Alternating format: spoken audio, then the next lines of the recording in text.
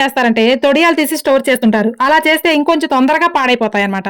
అలా తొడిమెలు తీయటం కంటే ఒక పేపర్ బ్యాగ్‌లో పెట్టి స్టోర్ చేసి తొడియాలు ఉంచే లేకపోతే ఒక జల్లి బుట్టలో పోసి అలా పెట్టడం వల్ల పాడైపోకుండా ఉంటాయన్నమాట. నెక్స్ట్ వచ్చేసి ఆకుకూరలండి. చాలా మంది ఏం చేస్తారంటే ఆకుకూరలు తీసుకురాగానే ఫ్రిడ్జ్‌లో అలానే పెట్టేస్తారు. అలా కాకుండా దానికి ఉన్నటువంటి తాళ్ళు, లబ్బర్లు, చెత్త, చెదారాలు మొత్తం తీసి క్లీన్ చేసి ఇలా రంధ్రాలు ఉన్నటువంటి బుట్టలో కానీ ఏదన్నా కవర్‌లో కానీ హోల్స్ ఉన్నటువంటి కవర్‌లో కానీ పెట్టుకుంటే అలానే ఫ్రెష్‌గా ఉంటుందండి ఆకుకూరలైతే.